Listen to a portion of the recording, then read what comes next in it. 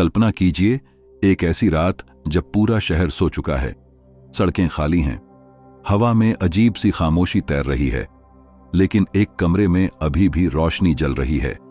वहां बैठा एक युवक धुएं के छल्लों के बीच खुद को पहले से ज्यादा आजाद महसूस कर रहा है।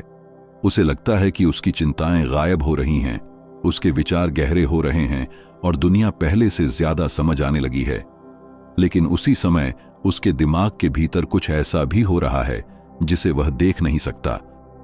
एक ऐसी प्रक्रिया जो धीरे धीरे उसकी सोच, उसकी याददाश्त और उसके निर्णयों को बदल सकती है। यही वह जगह है जहां गांजे की कहानी शुरू होती है। एक ऐसी कहानी जिसमें आजादी का एहसास भी है और अदृश्य खतरा भी। हजारों सालों से इंसान ऐसे पदार्थों की तलाश करता रहा है जो उसकी चेतना को बदल सकें। कहीं इन्हें औषधि कहा गया, कहीं पवित्र जड़ी बूटी और कहीं विनाश का कारण। गांजा भी उन्हीं रहस्यमयी पौधों में से एक है। भारत से लेकर चीन, अफ्रीका और मध्य एशिया तक इसकी मौजूदगी के प्रमाण मिलते हैं। कई सभ्यताओं में इसे धार्मिक अनुष्ठानों से जोड़ा गया, जबकि कुछ समाजों ने इसे केवल औषधीय उपयोग तक सीमित रखा। लेकिन समय के साथ इसकी पहचान बदलती गई।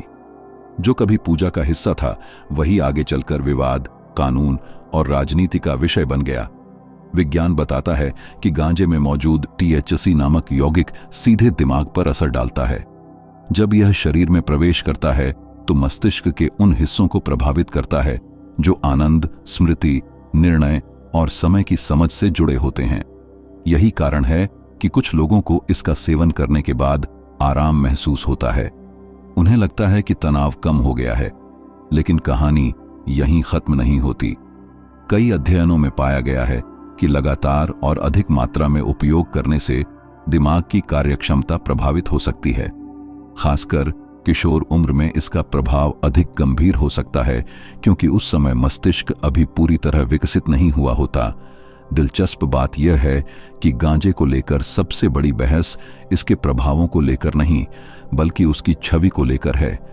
एक पक्ष इसे लगभग चमत्कारी पौधा बताता है, दूसरा पक्ष इसे हर बुराई की जड़ मानता है। लेकिन सच्चाई अक्सर इन दोनों के बीच कहीं छिपी होती है। कुछ वैज्ञानिक शोध बताते हैं कि इसके कुछ तत्व विशेष परिस्थितियों में दर्द कम करने, कुछ प्रकार की मिर्गी को नियंत्रित करने और कैंसर मरीजों की कुछ समस्याओं में मदद कर सकते हैं। लेकिन यही शोध यह भी बताते हैं कि इसके दुष्प्रभावों को नजरअंदाज नहीं किया जा सकता। 20वीं सदी में जब दुनिया के कई देशों ने नशीले पदार्थों पर सख्त कानून बनाना शुरू किया, तब गांजा भी राजनीतिक बहस का हिस्सा बन गया। कुछ इतिहासकारों का मानना है कि इसके पीछे केवल स्वास्थ्य संबंधी चिंताएं नहीं थीं, बल्कि आर्थिक और सामाजिक कारण भी जुड़े हुए थे।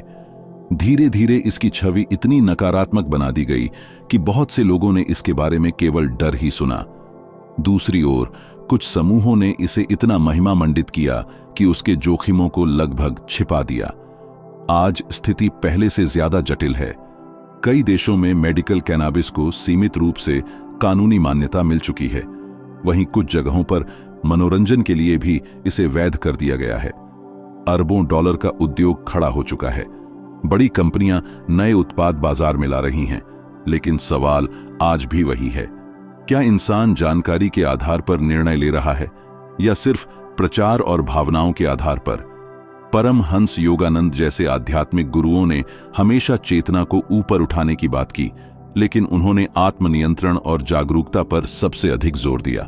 उनका मानना था कि असली स्वतंत्रता किसी बाहरी पदार्थ से नहीं, बल्कि अपने मन पर विजय पाने से आती है। यही विचार आज भी महत्वपूर्ण है, क्योंकि कोई भी चीज जो आपके मन को प्रभावित करती है, उसके बारे में पूरी जानकारी होना जरूरी है। गांजे की कहानी केवल एक पौधे की कहानी नहीं है। यह इंसान की जिज्ञासा, उसकी कमजोरियों, उसकी उम्मीदों और उसके निर्णयों की कहानी है। यही कारण है कि इसे केवल अच्छा या बुरा कहकर समझा नहीं जा सकता। असली शक्ति हमेशा जागरूकता में होती है। जब इंसान तथ्यों को समझता है, संतुलित दृष्टिकोण रखता है और बिना अंधी आस्था या अंधे विरोध के किसी विषय को देखता है, तभी वह सही निर्णय लेने के करीब पहुंचता है। और शायद यही इस पूरी कहानी का सबसे महत्वपूर्ण सच है।